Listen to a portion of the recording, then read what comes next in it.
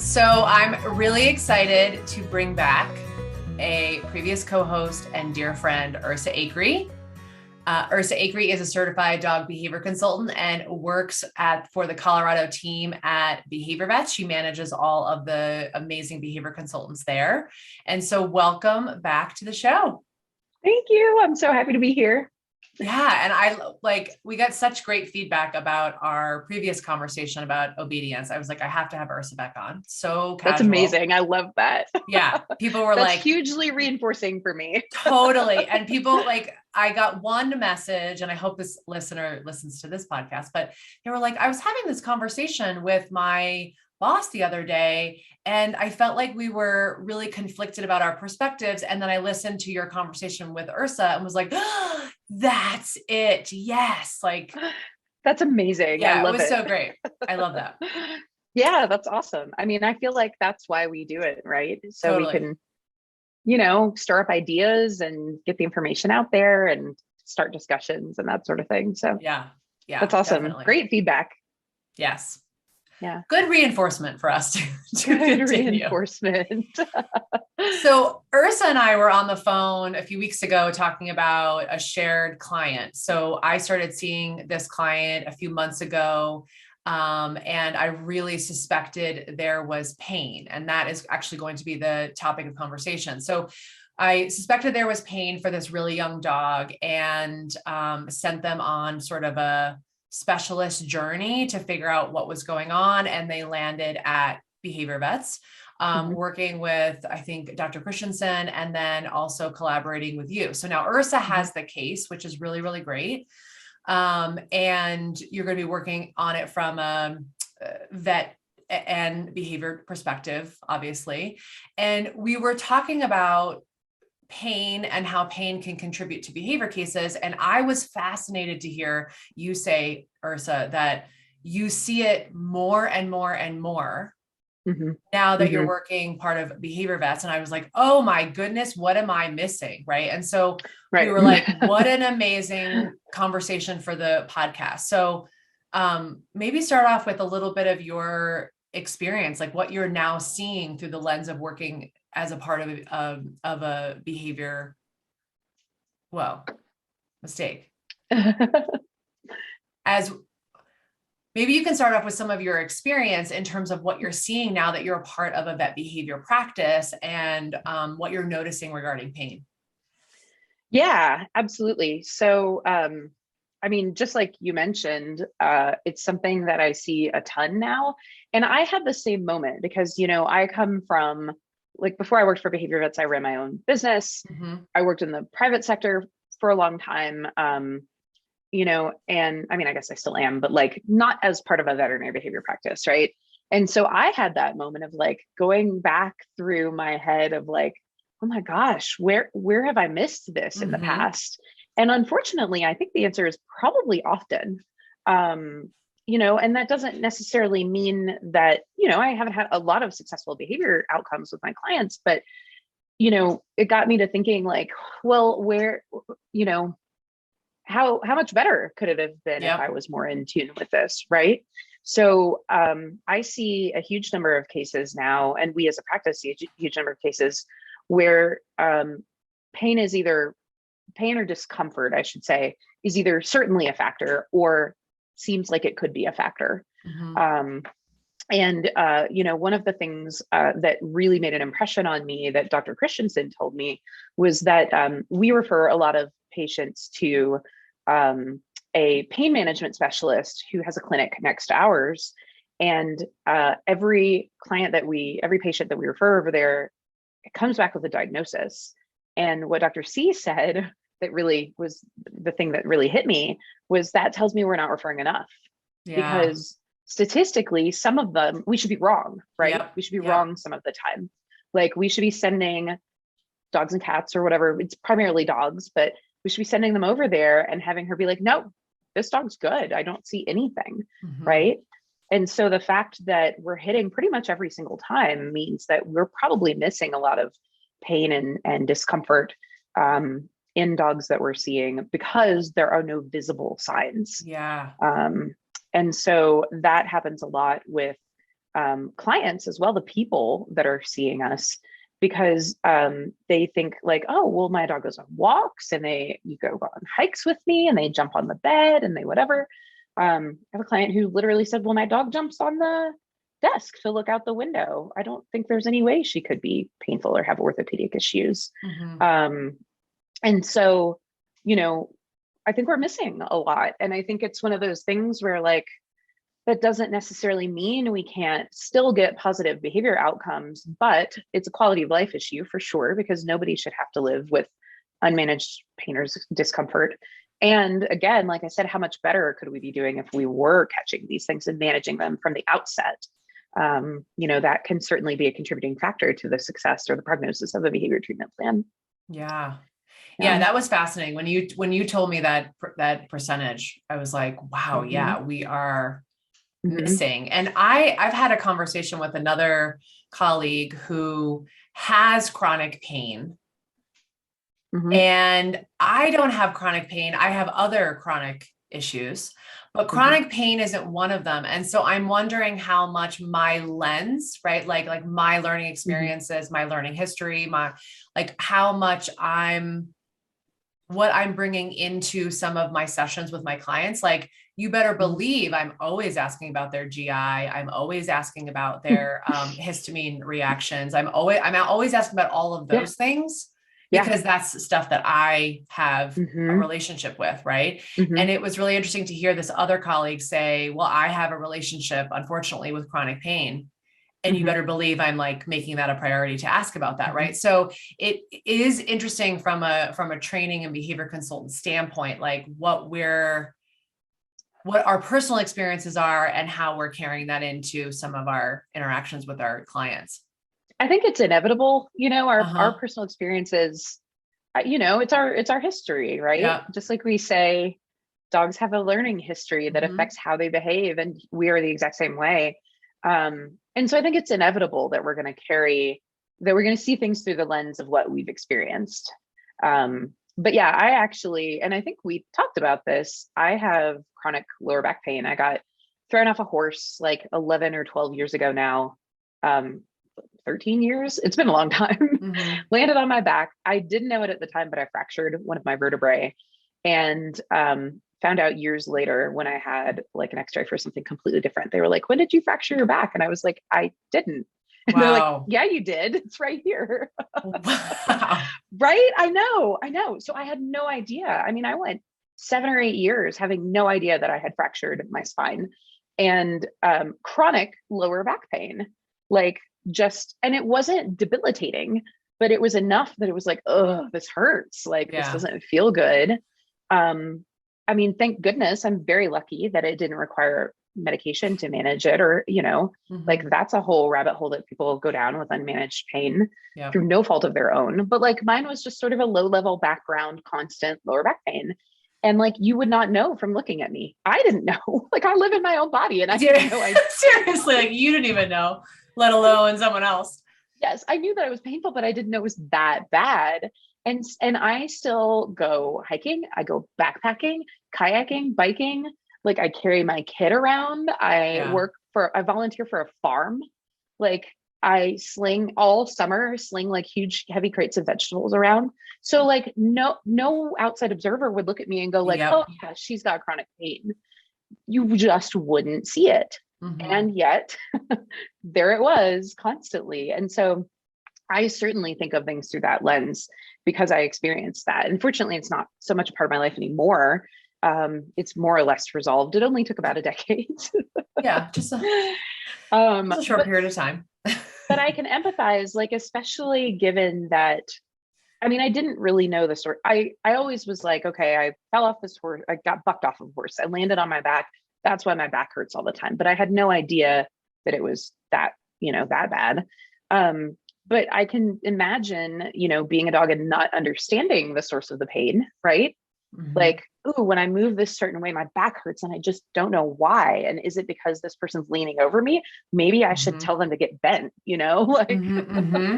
And so not being able to understand the source of the pain certainly can make animals and people really, really sensitive to their surroundings and to the the other individuals in their environment, Yeah. So And I'm thinking about that dog that's also like the client that said, I don't think my dog is painful because she jumps up or he jumps up on the table. mm-hmm. Is it that they jump up on the table to look out the window to see what's going on? Mm-hmm. Mm-hmm. I just feel like sometimes like there's, whether we're aware of this or not, right? It's like, yes, my leg is kind of painful, but I'm still going to go for the run, right? Yeah, exactly. There's like a value choice there. I don't know if that's the right word, but it's like the dog is probably like, it might be uncomfortable to do that. And yet like, it's really important for me to see who's outside the house. Right. I mean, you and I both know that dogs will blow off like pretty painful physical punishment, shock collars and things like that to like chase a deer or whatever. Yep. And so I completely agree. I think for sure dogs will make a, like you said, kind of a judgment of like, was this worth it? And maybe it's not a conscious thing. Totally. It's not like a, do I want to do this or is it going to hurt? Maybe it's just sort of like, well, in the moment, it's so salient to them, whatever that trigger is or whatever the distraction or whatever is, they just don't think about it. They don't care, I completely agree. Yeah. And I mean, the other thing is it might not be relevant at all. Like the pain that this dog is feeling, which she did come back with a diagnosis of, who I don't remember exactly, but it was hip related. So she did come back with a diagnosis. But the pain that this dog was feeling, maybe it wasn't triggered by jumping on the desk. Yeah. Yeah. Maybe that physical position didn't trigger it in that way. Yeah. Interesting. Yeah. Like I can think of a lot of things that didn't trigger my lower back pain. But certain things did. And so again, you might look at me and go like, oh, she's clearly not painful. She just lifted a 50-pound crate of tomatoes or whatever, like at the farm, but like certain types of movement didn't hurt. And so it might not always be relevant. Like what the clients are using as evidence that their dog isn't painful might not actually be relevant to pain if it is present. Yeah. Yeah. And just as a disclaimer to the listeners, right? Like, Ursa and I are certified dog behavior consultants, right? We're not veterinarians. We're not pain specialists. We're not saying we know all there is to know about pain at all. We just are really wanting to make the point that like, it matters. And it is a sliver of the ever complicated behavior consulting puzzle, right? That like needs to be addressed for sure. Right. It is part of the, when we're looking at the humane hierarchy and we're looking at addressing all medical issues prior to behavior, or at the same time, right, that we're doing that, like pain is part of it. And sometimes, like we're saying, it gets overlooked. Like I think there's a few different dogs that I could think of in the past year that I have been like, I think there's something pain related going on. Right. And yeah. So being able to talk to our clients about this, I think is really, really critical. But also if you're a pet parent listening, like starting to take a look and see whether or not your dog is exhibiting any signs of pain. And we can talk a little bit more about what that looks like at times. Yeah. And I think, the big message that I always try to get across is that if your dog is in pain or discomfort, because sometimes it's not like I have, like when the fractured vertebrae and the one next to it like grind together in a certain way, it's like, oh, it doesn't hurt, but it's like, it feels bad. It's uncomfortable. And so I wouldn't say it's painful, but it's still like, oh, that's not a pleasant feeling. It's almost, there's like pressure, I guess is a better way to put it. So if a dog is feeling pain or discomfort, the message that I always try to get across is that it's probably affecting their behavior. It might not always be affecting the behavior in the way that we expect. So, limping is a behavior, and whining is a behavior, and lethargy is a behavior. And those are kind of the things that I think people go to immediately when they think of pain. Like, well, my dog's not whining, they're not limping, they're not laying around doing nothing. But that's not necessarily the behaviors that are going to come out due to underlying pain or discomfort. And so I think it's really important to understand, like, it's deeply connected to behavior, but not always in the ways that we expect. And so as consultants, it's really important for us to to be able to notice things that might not present in typical ways, right? Mm-hmm. So even though the dog's not limping, well, we might be seeing X, Y, and Z that, just to go back to the example of the dog jumping on the desk. And I love this client. She's wonderful. And the dog is wonderful too. But she is suddenly, I was seeing her for leash activity, and suddenly last November, she started randomly snapping and yelping while she snapped at people who were like leaning over her or reaching to leash her or sitting next to her on the couch and like leaning and snuggling. And a couple of things to me stuck out, and she would make a great case study. I feel like a couple of things stuck out. The first was the yelping. Like, yep. I've seen a lot of dogs behave aggressively, and generally it's not accompanied by yelping. Agreed. Right? Agreed. There's barking, there's growling. Yep. Yelping is not a typical characteristic of a straightforward aggressive behavior, right? Mm-hmm. And then the sudden onset was Mm-hmm. a red flag for me. Yep. And then the context where it's always somebody like leaning into her space bubble, right? Yep. Or in her bubble. It's not like, oh, so-and-so walked in the room or somebody came to the door or whatever. It's like pretty close. And there were one or two incidents where one of the family members walked by at a close distance, and she kind of lunged and snapped.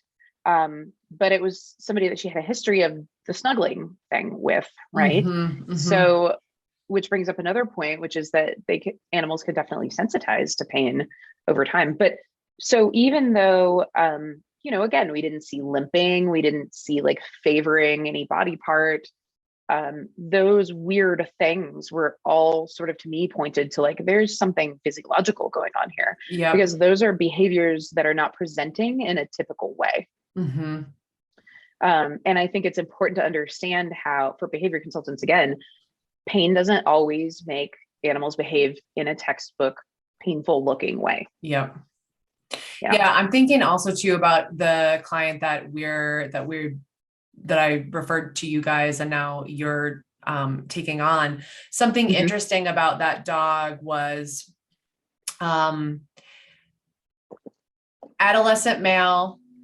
I forget how old he is right now. Maybe he's like 14 months right now or something like Mm-hmm. that. And young, like golden Aussie mix from the shelter. And who knows what, he looks goldeny. Mm-hmm. And, he's in my really cute. experience, he's real cute. In my experience, Goldens have been heat sensitive, where I had a lot of golden clients where like we have done like cooling vests and things like that in the summer. Mm-hmm. And this dog had just an intolerance to any extended amount of exercise. And it like, Mm-hmm. even on a day where it was like 75 degrees, like even on a day where I felt like he quote unquote should have some tolerance, like Mm-hmm. they could not take him for longer walks. He would stop, he would seek out the shade. And so we were like, okay, maybe he is hot. Mm-hmm. And yet like, that feels like not a long distance. So maybe there's something Mm-hmm. pain going on. And then it was really fascinating because one time I came over right before right after they gave him a walk, and I watched him get up. I swear he looked like Sully. Like he looked like my 13-year-old dog getting up. And I was like, Mm-hmm. whoa, guys. I Like, observed super that heavy too. front loaded. Yeah. Yep. And I just was like, there is definitely something going on with this dog. Right. And it took like a few sessions to learn a little bit more about him, to be like, yes, we can address this through behavior. Like, the presenting concern was that he kept mouthing his sister, and constantly, Right. and always during transitions. And we did teach him to go tug on a toy on cue instead of her. So we were giving him an oral outlet, but like all Mm-hmm. these things, like I felt like hit a little bit of like that worked really well, but like some of the other oral outlets like really hit a ceiling. Like we weren't really seeing the progress I was hoping for. And that's when I started to notice like his gait, and I was like, I think there's something else going on. And I'm actually curious to know if you see dogs present with pain that are also very oral. Like I'm curious if there is That's a good question. Um, the way that you have described this client's dog, and I mean, I have only seen them once, Yeah. and it was a video conference. And so, and the client and the dog the client and the dog were in a room by themselves. So the third dog wasn't there. So I haven't seen it present. The way that you describe it seems a little more intense than, I guess sort of what I would consider like in the normal range of the spectrum. In terms of the I oral don't think, behavior. yeah. Mm-hmm. Anecdotally, I would say I've not noticed a correlation between that level of intensity of mouthing and pain, like and diagnosed pain or a diagnosed, condition of some sort. But I mean, again, I think these things present in really weird and individual ways in a lot of dogs. And I think about like kids, for example, where a lot of the time with kids, the behavior that you get is not matched with like the underlying cause, right? And so like my son, for example, who's 7, will, like he might be feeling, he'll say he's growing pains sometimes. And I can sometimes tell that he's feeling off, but it's not like he's limping or rubbing his legs or whatever. He'll just be like kind of grumpy or sometimes kind of hyper. Like sometimes it'll make him really wired when he's not feeling good. And so I think that, that's very individual to each dog. And so if the dog already has the tendency to be somewhat mouthy and they're not feeling well, that could possibly exacerbate that as sort of a displacement behavior. Yeah. And I'm wondering too, like, now that I'm thinking out loud about that case too, is that like every time this was happening a lot during transitions, right? So the dog's lying down, people come home, people come into the room, dog's got to get up, right? And then that might honestly be, I mean, that might be cueing some of or not cueing, but like he might be experiencing some of the pain, triggering some of the pain. In addition to like the learned response of, when somebody comes in the room, like it's more arousing or overstimulating, and therefore I engage in these behaviors. Plus I'm an adolescent male. Like there's all these contributing factors, right? Plus the other dog like tolerates it until she's not. And that was the reason for the call. So just I think those two cases are really, really good examples as to like, this feels off. Yeah. Like this feels off. And I'm curious to see if other things outside of like what I know to be true about behavior are contributing here. Yeah. And I think that feeling of this is off is really important because, for experienced behavior consultants, I feel like you eventually see so many cases of leash reactivity and so many cases of stranger danger and so many cases of generalized anxiety or whatever. And yes, every dog is an individual, but there are certainly typical cases, right? Where it's like, okay, leash reactive dog barks and lunges when they see a dog from XYZ distance, the recovery time might vary, but by and large, like we see a certain spectrum of behaviors in under that constellation that we call leash reactivity, right? And again, that's not every single dog, and every dog is an individual, but I think over time, like you see these patterns, and people will describe things to you, and you're like, yes, I can visualize exactly what you're saying. And so I think when we get a case where we're like, this is atypical, like it's not just that the behavior is more intense. It's not just that this dog reacts when a dog is, 5 blocks away instead of 2 blocks away, or this dog takes 5 minutes to recover instead of 30 seconds to recover. But like, there's something weird in the topography of the behavior. Like maybe there's redirection, maybe there's yelping or whining, maybe there's, extreme mouthiness, maybe there's whatever. Like when you get a case where you're like, this is just different, like this is just notably different from the other 6,000 leash reactivity cases that I've worked or whatever. I think that feeling is really important. It's important to listen to that because I think it's our brains noting like, okay, something's not this is different than the pattern that I'm used to. Yep. Mm-hmm. And I think a lot of the time that feeling can be, oh, there's an underlying medical or physiological condition here. Like there's something else that's going on that is changing the character of this really common behavior issue and making me go, huh, that's really weird. Like that's just off. Yeah. And I think listening to that voice is really important because that's our job, right? It's our job to get to the bottom of like, what's going on here and how can we fix it or how can we improve it? And so I really do think listening to that voice is really important when you're like, huh, this is weird. I have another great example. I recently, what is time? Last summer, it feels recent and yet also feels like forever ago. Last summer, I started seeing a client with two Skye Terriers, and they're if you've never seen a Skye Terrier, they're built very awkwardly. Mm-hmm. They're really cute, but they're like really low to the ground and their bodies are really long. Mm-hmm. So like a corgi, but even longer, right? And one of them was displaying these handling related aggressive behaviors. So when the owner would like carry him up the stairs, up or down the stairs, or pick him up or what, or go to leash him or whatever, mm-hmm. Which to me was like, okay, handling sensitivity. I didn't immediately go to pain, but I think I would have gotten there either way. But before we even had that discussion, she showed me this video of him standing on the landing to her back doorway, like at the top of the basement stairs. And she was probably 8 feet away. And he was just snarling at her.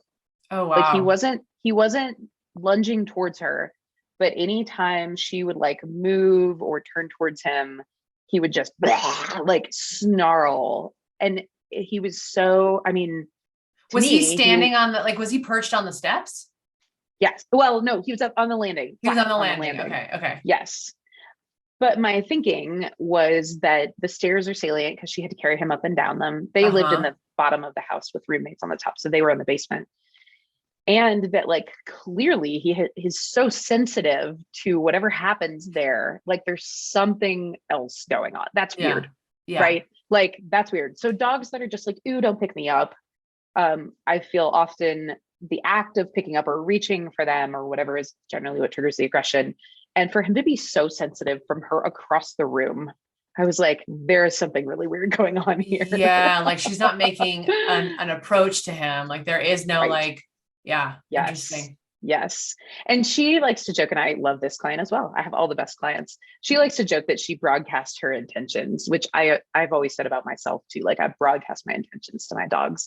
And so she's like, I think he can tell when I'm about to go pick him up or whatever. Yeah. But like from that far away to be that sensitive, I'm like, I just feel like there's something else going on here.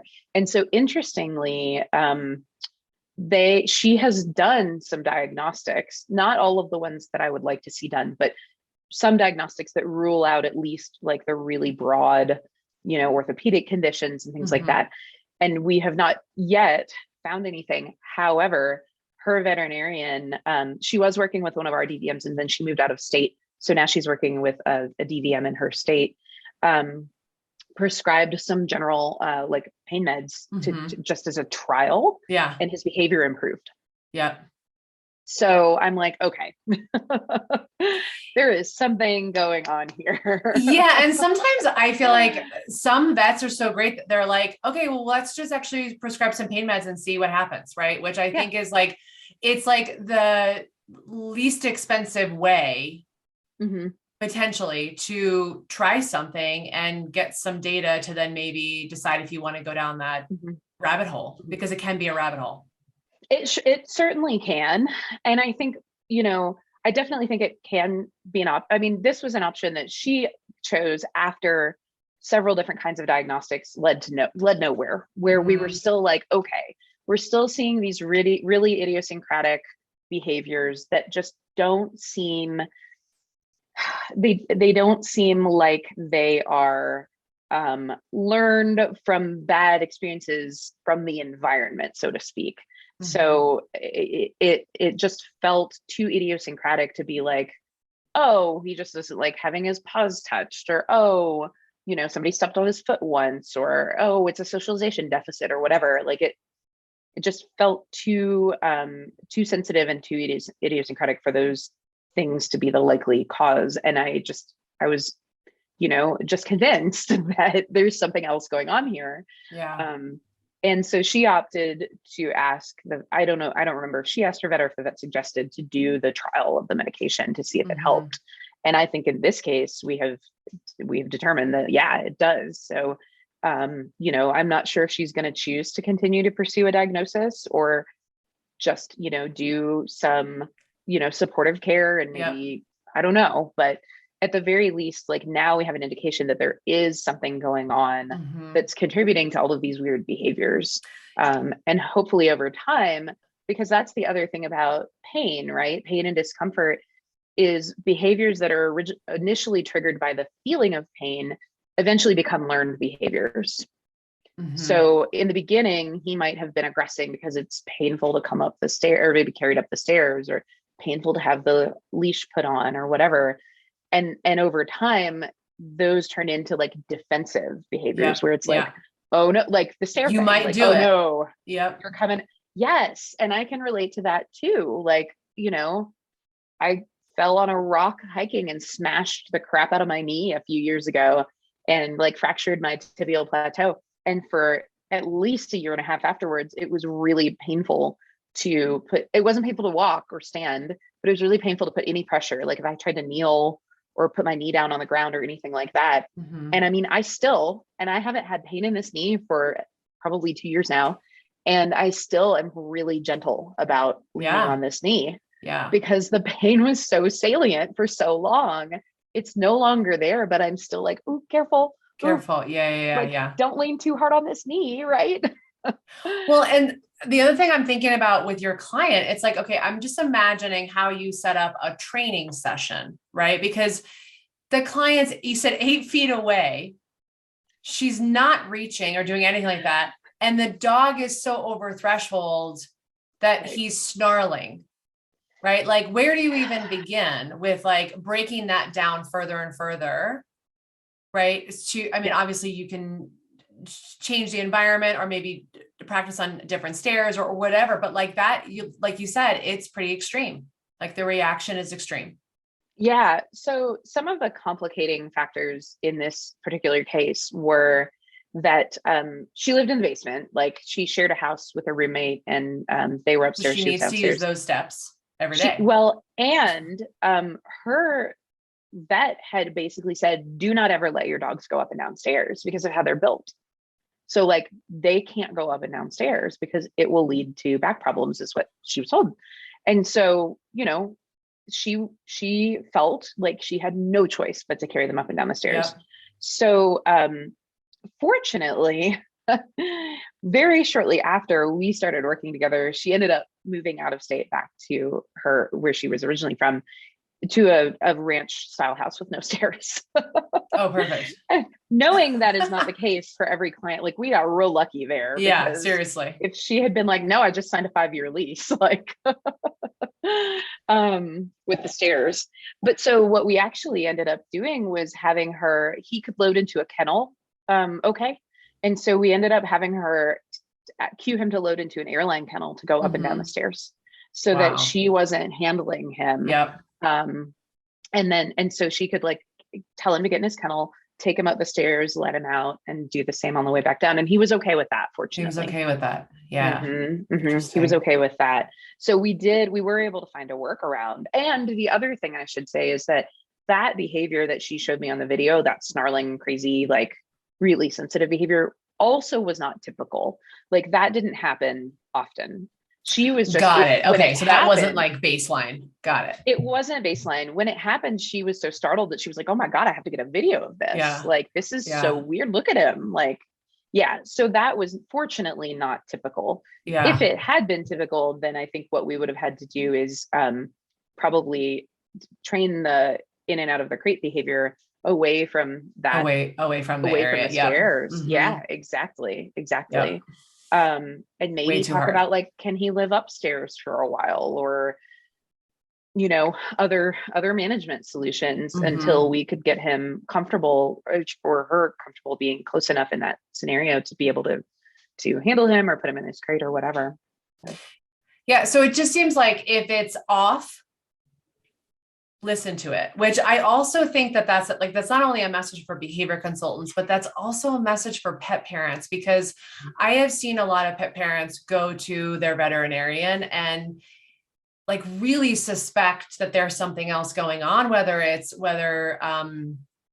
the dog doesn't feel well or whether there is pain, right? And just the general 15-minute appointment, like it's just not enough for the veterinarian to really do a deep dive and to really see or maybe understand what the pet parent is experiencing. And I've had a lot of pet parents, unfortunately, say like, yeah, like the vet said they're fine. Yeah, the vet said they're fine. I'm like, oh, like, yeah. okay. And you bring yes, up, and yeah, absolutely. You bring up a really good point, because almost all, at least the cases that I can sort of recall quickly, and all of the ones that we've talked about today, the clients have pointed out the weirdness of the behavior or been really startled by. So the dog that was lunging with people like leashing her or snuggling on the couch,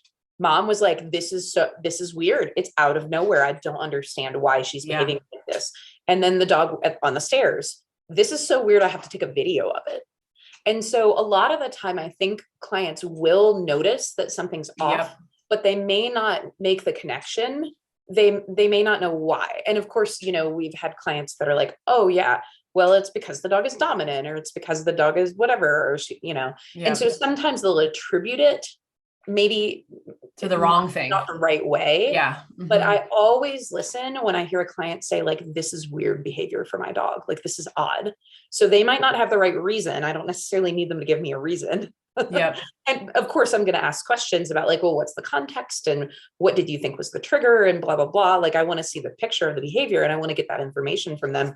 But they won't necessarily have the reason behind it. But for them to say, this is really weird for my dog, I'm startled by how weird and odd and different this is, that's really important, because they live with the dog, right? And so I trust that read of like, this is abnormal for my dog. Yeah. That I've had in my life every day for whatever amount of years. Right. And I think, you know, you bring up a really good point in the sense that like, I think that that's why when they go to the vet, they're not like, if you don't know what to ask, you don't ask it. Right. Or if you don't know how to present the information in a way that you really want it to land, like you just won't. Right. And so I do think that there's many times where I have said to clients, like, I understand your vet said they don't see a concerning issue. Have you presented it in this way, or what did you tell them, or what were the questions you asked, or whatever? And then we really start to say, like, you know, how did the vet actually, like, what was the physical exam that they performed? What did they look at? And then I usually say, okay, hey, before you go back to your vet, I want you to take videos of, you know, like the dog running, the dog moving, the dog sitting, standing, like all, just to get more data, because I sometimes feel like it's like when you bring your car to the mechanic and it's not making that sound. Yes.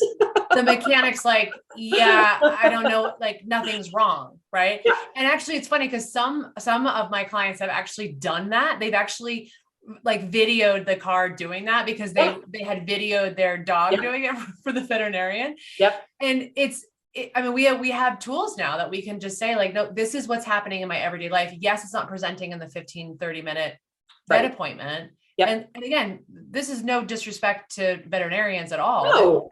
Oh my God. No. Right? Veterinarians are my heroes. Totally. It's just that like, we probably need more information to bring to the veterinarians, or pet parents might need to know the questions to ask or what to say or what they suspect or whatever, in order to get a more detailed picture or idea. Just like help the vet out, right? They're like experiencing the dog for 15 minutes in a small room. Like, well, and I think, it's funny because the car example is exactly what I was thinking too. Like, the rattle didn't happen at the mechanic, so they couldn't diagnose it. yeah. And I think it's, I think of it a lot as like when we go to a GP, right? Like just our regular physician, we can go in and say like, my stomach hurts, or I'm having these weird headaches behind my ears, or fill in the blank, whatever. And then they can go like, okay, well, I have these sort of like general first line low hanging fruit type treatments that we can try. And then when those don't work, you can say, well, I'm still having this, whatever. And they can go, okay, well, we're going to go see a specialist now. Mm-hmm. And I think that is the intention with clients taking their dogs to their general practice vet. Yep. But the problem is the dog can't tell us what's going on. Mm-hmm. So we are relying on observable, overt behavior to say like, okay, there's something going on here. We need to pull that thread with a specialist, when that observable overt behavior isn't always present. And like you said, might not be present in the 20 minutes that the vet is in, or the dog is in the vet's exam room. And so, I think that the intention is for the process to be the same of like, okay, well, we're going to see what we can see. And then, if we find something that we want to pursue, we'll send them along to whatever specialist. But if it's not observable, then the vet can't do anything. Yeah. And the dog can't tell us. So it's kind of like taking a kid to the doctor, Mm-hmm. Again, and with even more limitations. Yeah. I mean, right. At least my son now, I mean, it's like taking an infant to the doctor. Yes, exactly. You have to say like, well, they're crying all the time and they're cranky and that's not normal. Or like their skin looks red. I don't know what's going on or whatever. Like, yeah, at least now my son can say like, my head hurts, my stomach hurts. But yeah, when you're taking a living creature to a doctor that can't express that there's something going on, my hips are sore, or it hurts when I do this or whatever, we have to rely on just being able to see evidence and with our eyes, right? Because most vets, when you walk in and say, I suspect my dog might be painful, they're not going to go, well, jump in the MRI machine, right? Totally. Yeah, totally. And you bring up a really good point about like the normal piece, because I'm thinking about how many times, unfortunately, like I had a client yesterday that said, yeah, this veterinarian doesn't realize how good my dog reacted in this vet exam, but in comparison to her individual baseline, she crushed it. Like she did really, really well. Right. But that particular veterinarian was like, this is well for you, right? Like this dog is still very concerned. Right. But in comparison to that individual's dog's baseline, it was really good. Right. And so, gosh, like it's making me think about like, how do we communicate? Like, how can our pet parents and behavior consultants help pet parents to really communicate? Like, this is what my dog's baseline was. My individual dog's baseline was, this is how they're reacting now. This is why it doesn't feel normal for this individual. Not like I remember one of the veterinarians for, the dog that we, are sharing, like, she was like, oh, that's just typical adolescent behavior. It's right. And just a sort of like, yes. And right. It's always like it's always the yes. And right. Like, I see why you went there. And for this particular dog, it feels a little bit over the top. Right. Well, yeah. And I think that like, just because a behavior is normal, and I mean, sometimes it's not normal, right? So like that statement may or may not be true. But even if like, yes, it is normal to react defensively when you are in pain or threatened or whatever. That's normal. Absolutely. And it's not good welfare to put a dog in a situation where they keep having to respond that way. So of course it's normal for any living thing to respond defensively when they feel in danger. Right. Yeah. But that doesn't mean that it's okay to let it keep happening. I think that's a really important distinction to make. Yeah. And it's almost like, and then what's even normal, right? Like, are we talking once a year? Are we talking? Yes. And then how fast they recover? Like, there's all these little bits within it that you're like, there's no normal, right? We got to tease this out. Is sort of how understandable might be a better word. Like, it's understandable. Yeah, totally. For an animal to react aggressively when they feel threatened, or when they feel in danger or whatever. But yeah, I mean, but is it normal to put a dog in a situation where they have to do that? No. I mean, I would say no. Like, let's not. Let's find a better way. Yeah. And I mean, life happens. And so we're all going to feel scared or threatened at some point. But when we have the control to be able to do it a different way, I think to just say like, oh, well, that's normal. Like, that's how I would expect them to react. It's not enough. It's not enough to just be like, well, yeah, of course the dog is aggressive. They're being held down and having their nails trimmed. Like, it's not enough to just be like, sure, they're going to react that way. I think we have to step back and say like, well, how can we make it so that they don't have to react? Yeah. How can we improve their welfare? I appreciate that you use that word. Yeah. Well, and I think we've kind of gotten off into the weeds a little bit, but I do think that like it's a big hurdle to get, especially when clients don't see it, especially when clients are like, no, my dog jumps up on the couch every day. Yeah. Like, and then they go to their vet and the vet's like, nope, clean bill of health. And so they're and we're like, I need you to like, can you push a little further? Right. And which can be a rabbit hole. It's hard and it's expensive and it's time consuming and it's scary. And and so I think for clients who are not on board, sometimes the best we can do as consultants is say like, okay, I still think I trust your read of your dog. However, in my experience, this, and this suggests that maybe there's something else going on. And so we're going to continue with the behavior treatment plan, but I want us to keep this in mind in case we hit a plateau or in case something weird happens with how your dog responds to the behavior training. I love that you say that. We're going to keep this in mind until then. I love that. Because then like, if we go through, whatever amount of time of training and we're not seeing the results we want to see, or we're seeing the behavior manifest in different weird ways, then I have a little bit of leverage to be like, remember that thing that we talked about? Yeah, like now is the time to dig deeper. Like totally. We're stuck, right? We're not seeing the progress that we want. And so I think now is the time to at least rule out like that there's something else going on so that we can go forward with a clear conscience and go, okay, that's fine. This is just, we need to adjust our behavior plan. But if we keep going and we're ignoring something or we're overlooking something physiological that we don't treat, we're never going to get anywhere, right? We're just going to keep spinning our wheels. And I'm like, I don't want to waste your time. I don't waste your money. I don't want you to put the emotional and, all of the resources into doing all of this work and get no results from it. Yeah. And it's easy when the clients are on board because I can just say like, request more diagnostics. Yeah. Like keep pushing like you would at your own doctor. Yeah. No, it still hurts. Like I still need to pursue this, but we have to advocate for our dogs in those situations. And the clients really have to be on board with it to be able to do that, or else they're just like, no, my primary vet said nothing's wrong. Yeah. Yeah. Yeah. Yeah. That reminds me to like that sounds very similar to a conversation about like referring to a VB even, right? Like getting meds on board, right? It's just like, okay, there's this option. There's this thing I want you to consider. And you might not be on board right away. I mean, a lot of my clients are on board or even on meds before I see them, which is lovely. But like for some of them that need it, that are hesitant, which I understand, there's a lot of lenses that go into that. But absolutely. Like, hey, remember that thing?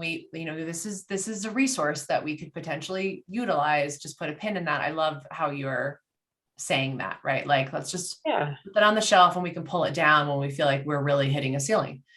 Right. Like we can just put it in our back pocket, because a lot of, and I'm human, like I could be wrong.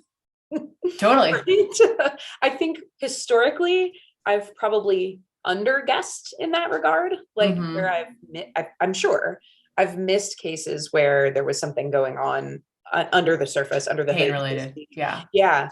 So I think historically the way that I've been wrong is more likely to be, I didn't push for that when I should have, not that I did push for it and there was nothing there. Yeah. But like, that's not to say we can't be wrong in that way, right? Where maybe we're like, no, I'm sure that there's something physiological going on. And then the client follows it all the way to the end and they're like, nope, everything's fine. So like, absolutely that could be true.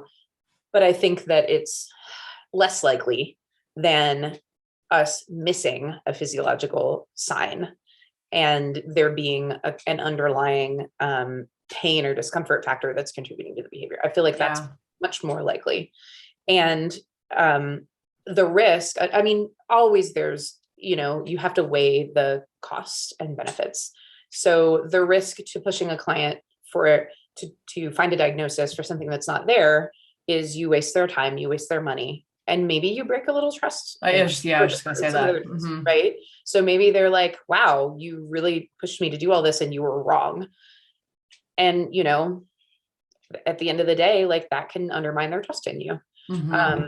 But the risk of not pushing when you feel really confident that there is something there is that you move forward with a dog whose welfare is compromised because it's not feeling good and whose behavior potentially is being affected by it, most likely is, and undermining the client's trust in you when you can't help them improve the behavior because you can't train away a medical issue. So it's so kind gray. Yeah. It's so gray. Yeah. That's why this profession is so fun because it is so gray and yet uncomfortable because it is so gray. Absolutely. Right?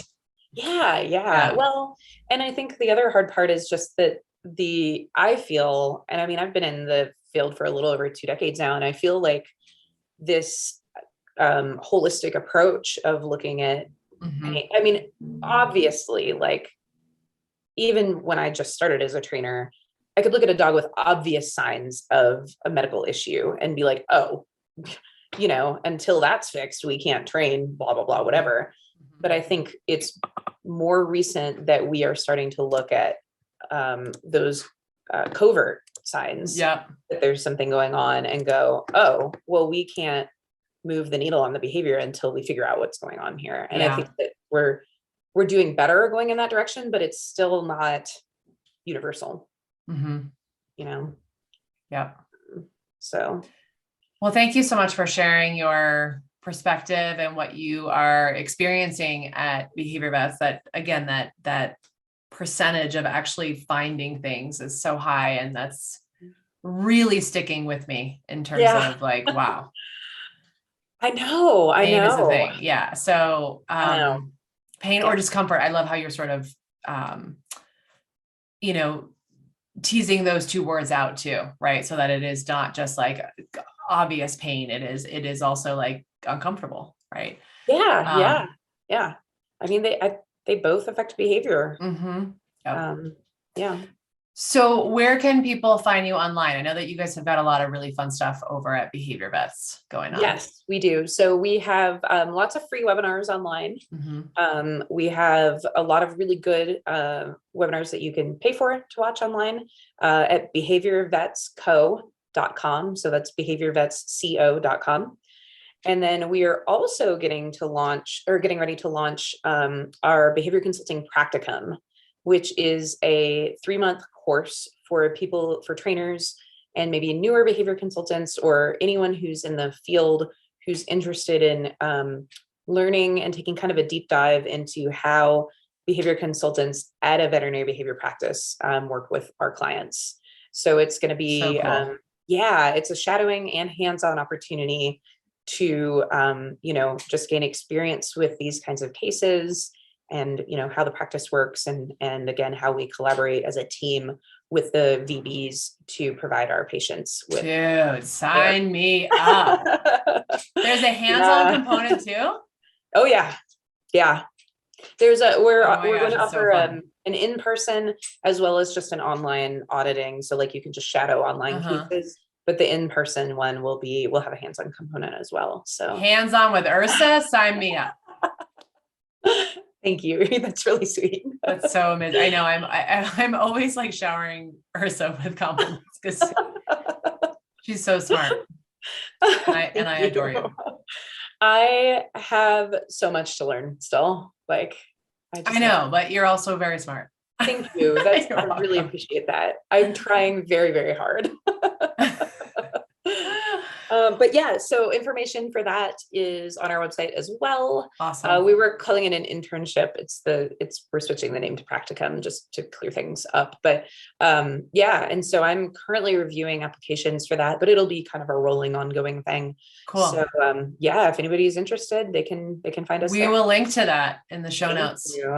Thanks. Definitely. Yeah, one of my passions is just to help. I think, and I don't remember how you got your start. Was it sheltering? Yeah. Sheltering? It was sheltering. I started in the field by shadowing another trainer, like apprenticing Mm-hmm. with another more experienced trainer. And so, and I love what I do. And like, I've never done anything else as an adult, like for a career. And so I always feel very compelled to give back by helping like other trainers get, Yeah. experience and knowledge and whatever. So Yeah. super, super excited about this program. Well, and this is a little bit of a tangent too, but like, you go take a course, right? Like you take Karen Pryor, or you take Academy for Dog Trainers, or you take like, why am I missing one? I'm feeling like I'm missing one. I mean, there's lots. Pat Miller. Well, yeah, Pat Miller, right? Like you take a foundational course, right? And then you take a ton of continuing ed, right? Like I'm not going to go through that list because that list is super long. Right. Everyone must take NLA, right? Oh, I'm sorry. I didn't almost just give a shout out to my peeps at Pet Harmony. They have an amazing mentorship program there. Oh, nice. And then you're just by yourself, like starting a business solo, working with people in their homes. Like it's a little bit crazy that like there isn't, like you're saying, a practicum. Like, and I have said this from the get-go, like I am so grateful that I have people like you and like tons of friends and colleagues that I can be like, dude, is this off or is this off? Right. Or right. And a ton of like, I was talking to a trainer this morning where I was just like, dude, I made a mistake. I should have done that during the initial consult. She's like, you should have. And I'm like even people that are going to be honest with me. Right. It's really hard for new trainers to go out there and like, do this by themselves. It's so crazy. So I love that there are more mentorship programs. There's like ongoing programs that are coming out to really support trainers because it is lonely. It's the Wild West out there. Yeah. And like, I think, the thing that I always, and I completely agree with you. And honestly, like when I say I have so much to learn, I agree. Same. Like 5 years ago, I didn't know, like, every year I look totally. Yes. You're like, and I'm like, oh my God, I knew nothing. Which is so scary. Like, I know, which is a little scary, right? But I mean, scary. That's like the learning works, right? You learn more, you grow, whatever. But like, yes. And you do better. But like, I literally year over year, I look back and I'm like, oh my God, I knew nothing last year. Totally. Which I know is not true, but it feels like it. It feels that way. I 100% agree with you. Especially when you're like in the pursuit of trying to do better constantly, you're like, oh man, that's embarrassing how, where I was 5, 10. I'm so happy Ursa has these same feelings because I have these feelings all the time where I'm like, Ursa, what were you doing 2 years ago? Yes. What were you doing yesterday? So one thing that I carry in my mind all the time, and I'm almost positive that some podcasts we've done together in the past, I've said this because I feel like I say it a lot, but is that we are always everything we learn at the expense of the dog. Right. So like when we make a mistake and we go, oh man, I should have done that, or I shouldn't have done that. Like the dog absorbs the effect of that, whether it's, and I mean, we're positive reinforcement based trainers. So we're not out there using harsh aversives or whatever, but even causing frustration or whatever, or causing stress or raising criteria too quickly or putting the dog in a triggering situation before they're ready. Those are all aversive things. And like, we do those sometimes and sometimes we go, we don't realize it. And then sometimes we go like, ooh, I guessed wrong. I shouldn't have done that. And now I know for next time, still at the expense of the dog, right? They're the ones who have to absorb that mistake. And so I think about that a lot in terms of like, no pressure, Ursa. But especially, I agree with you. Especially, thinking about myself in the context of being a brand new trainer. I can think of many times where I'm like, oh God, why, like that was a big learning experience for me, but like, that was probably really uncomfortable for that dog. And so, I hope to be able to, and I know like we say things like errorless learning, which I think that there's no true errorless learning. Like, agreed. Yeah. But obviously we can strive for. Yeah, for sure. Cushion the dog from having to experience the effects of the mistakes that we make while we're learning and growing as trainers. Totally. And I think you make a really excellent point about like, and this is another reason why we use these methods, right? Among a million reasons, research supported, right? Yeah. But we're using these methods because the fallout as we learn is not as extreme as when you're using aversives, right? So exactly. I think that, like we're all learning and growing, and we're all going to try to strive to have a life, like of managed discomfort. And yet like that actually isn't living. Right. So, Well, and there's a reason why this is another thing I think about a lot. We call it least aversive, minimally intrusive.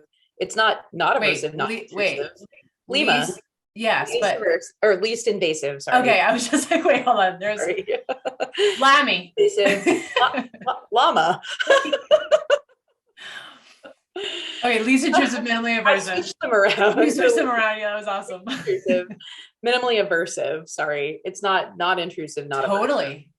Aversive, right. Totally. So literally nothing we do is not invasive because because that's not life. We are sort of imposing ourselves on another living creature when we train with them, and so that doesn't mean being invasive in that way is bad, but it's so something to think about. Sorry, I got us off onto like a total. No, I love these tangents. This is why I love having you on. Thank you. I love being on anytime.